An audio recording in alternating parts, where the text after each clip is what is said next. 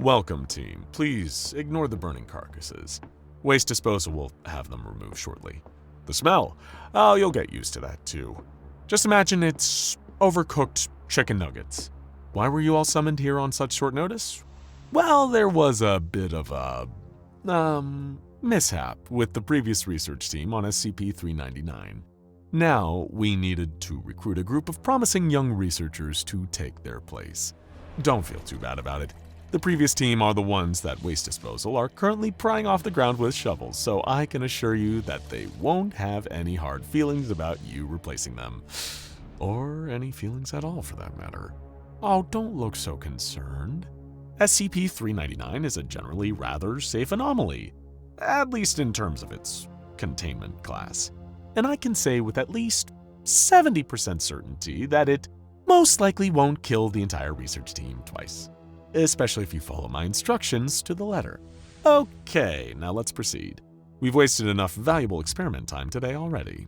What you see here is SCP-399, a recently acquired anomaly that we've taken to calling the Atomic Manipulation Ring. 2 bands connected with 6 glass crystals, seemingly capable of forming a powerful energetic vessel. Not for actively storing energy, it's proven woefully inadequate for that, but for harnessing it. Not to power machines, but to transmute reality itself, making manifest the dreams of centuries of alchemists seeking spiritual perfection and godlike power through science. And today, team, that power is in our hands. We'll begin with an easy one. Observe how, one by one, the glass conduits on the ring light up around Dr. Hobbs' fingers. This can take anywhere from minutes to hours. So, we're rather lucky for the sake of time that it appears to have taken a liking to our researcher here. Dr. Hobb, I'd like you to focus your attention on the phone book in front of you. Envision it turning to page 368. Don't overthink it, just imagine the page turning to 368. Aha! Success! With the ring as a conduit, Dr. Hobb was able to turn his thought into action, manipulating physical matter. Incredible, isn't it? You might have even felt a chill going down your spine, but I can assure you that it isn't a psychosomatic response. The very act of turning the page caused the temperature in the test chamber to drop by 4.8 kelvins. As you've likely already gathered by now, the ring draws ambient energy from the proximity of the user in order to work its, for lack of a more academic word, magic. Temperature, electrical energy, even the very energy present in the chemical reactions and firing neurons of living bodies. And if there isn't sufficient energy to complete the task at hand, well, why get ahead of ourselves? Dr. Sager, I see you're wearing a lovely red t-shirt under your lab coat today. Why don't you step forward so all of us can get a better look?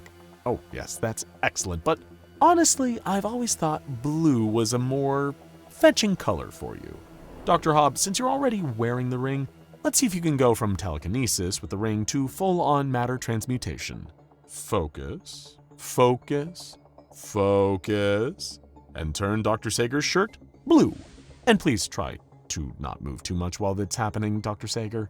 I'd hate for Hobb to break his concentration. That might get a little bit dicey. Look at that, yet another resounding success.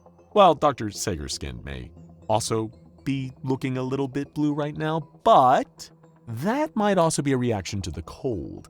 The room's temperature just dropped by 9.7 kelvins, and I'm getting complaints, reports from the rest of the site that this active transmutation caused power disruptions elsewhere in the site as the ring drew power from further afield.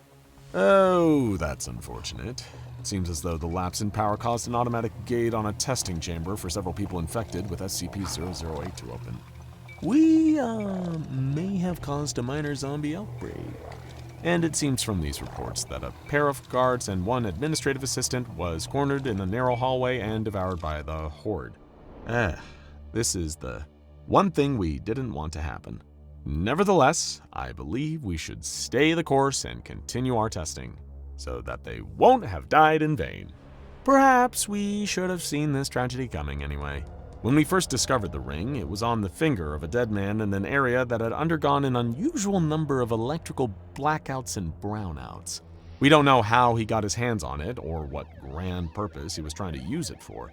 But all in all, we're just really lucky the problem took care of itself before we were looking at a considerable body count. We don't need to focus on how that former person of interest died. Not yet, anyway. Let's instead proceed with a nice, safe experiment. We're going to bring back the phone book with no researchers or other personnel standing near it.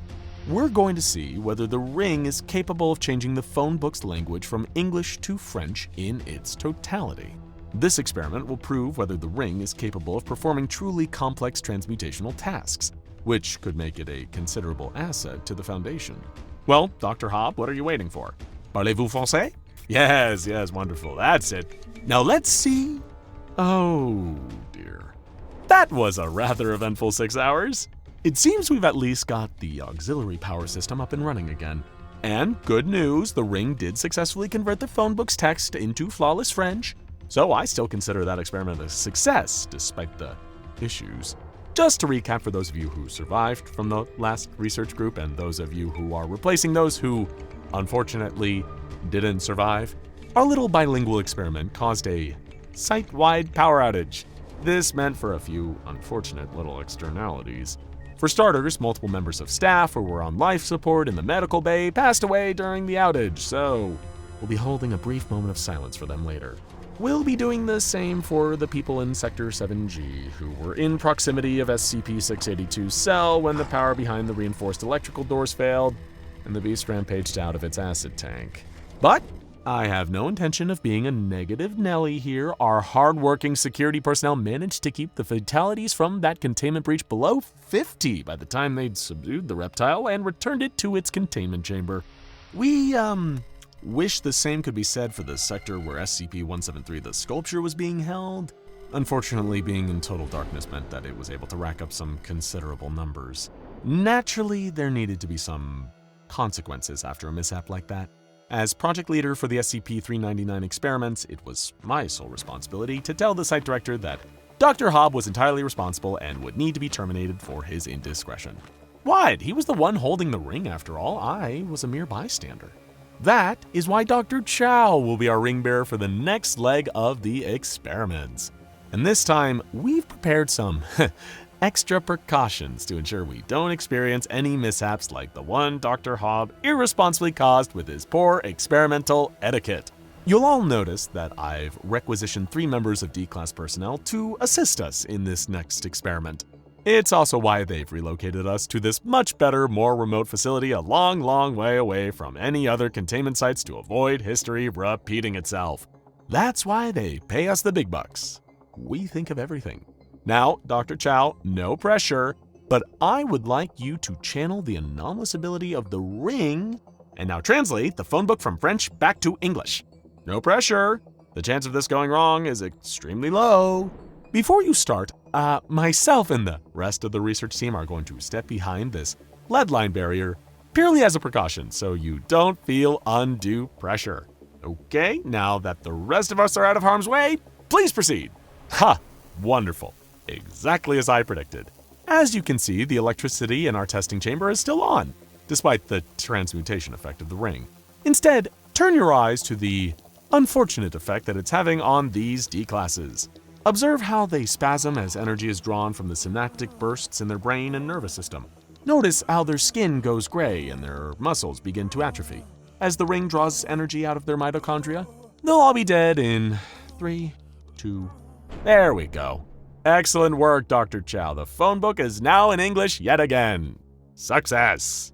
What you just saw happen to these D-classes was actually very similar to the fate sustained by the person of interest who had the ring when the Foundation first contained it. The ring never denies a request, but if you activate it where there isn't an appropriate energy source to draw from, it will begin to use other people in the vicinity first. Failing that, its user, it led me to wonder to what end was this ring first created, if its very existence could cause such tremendous risk to the user. And I do have some theories on that. It seems extremely possible that the ring is but one component of a complete set, always meant to be carried with some kind of portable power source. If coupled with some anomalous infinite power source rendered into a portable form, such as a cold fusion or a miniature black hole or sun, it would, in theory, render the ring into one of the most powerful tools ever created. You could transmute matter to completely alter reality, create weapons of mass destruction the likes of which have never been seen on planet Earth, and perhaps even raise the dead. And wouldn't you know that just so happens to be the next experiment on my roster here? And one that's likely to lead to an increase in SCP-399 experimental funding if it goes our way. No pressure, of course, Dr. Chow. You're welcome to select the least desiccated of the 3 dead members of D-Class personnel, and we'll commence the experiment to see if you can restore them back to life. If my theories are correct, it will siphon power from the central electrical system of the base. Whether it will be enough, well, that's what the experiments are for. Let's begin. Dr. Chow's dedication is already paying off. We can see vigor returning to the body of the D-Class. His skin appears to be taking up a more natural color. His muscle mass is returning. While he doesn't seem to be coming back to life, the external signs of life are certainly... Oh no. Oh, what's happening? It seems something is going terribly. Evidently, that particular test did not go how the researchers planned it. Breaking a fundamental law of nature seemed to cost more energy than the generator, Dr. Chow, and any of the other researchers present were able to provide. So, in the process, it seemingly caused a kind of reverse chain reaction that caused utterly catastrophic events not just for them, but for the entire surrounding biosphere. Only the Psych Director's foresight, relocating the experiments to a remote desert research base, kept it from becoming a truly catastrophic mass casualty event. But when mobile task forces arrived in heavy armor and hazmat suits, they still found a hell of a mess waiting for them. It was 48 hours after the first blast that the radiological contamination was considered sufficiently low enough for the team to safely move in. The anomalous burst of energy had been so significant that it even changed the weather, creating an isolated patch of intense storms out of the middle of the wastes. This grounded nearby helicopters and forced the task force to enter the affected zone on foot. There, they found the shambling, irradiated zombies that had once been the research team, wandering around, vomiting a thick, glowing substance that would likely instantly kill a person with gamma radiation poisoning on contact. These specimens were shot dead from a distance, each one of them taking an inordinate amount of bullets before actually succumbing to their injuries. It was only after executing the pained, mutated abomination that had once been Dr. Chow that the extraction team noticed SCP-399 was still bound to his finger. With the help of one of their standard-issue carbon steel survival knives, a member of the team was able to prise the ring free, allowing them to exit the perimeter and return it to the nearest containment site. It took a full 96 hours after the blast for the weather patterns in the area of the desert to return to normal. Now, testing with this anomaly requires level 5 approval. But given the massive potential drawbacks, would you even really want to give it a try? Now check out What Does SCP-056 Do Alone While in Containment? Or frightening lost Ronald Reagan VHS tape you must watch, SCP-1981 and SCP-095, for more.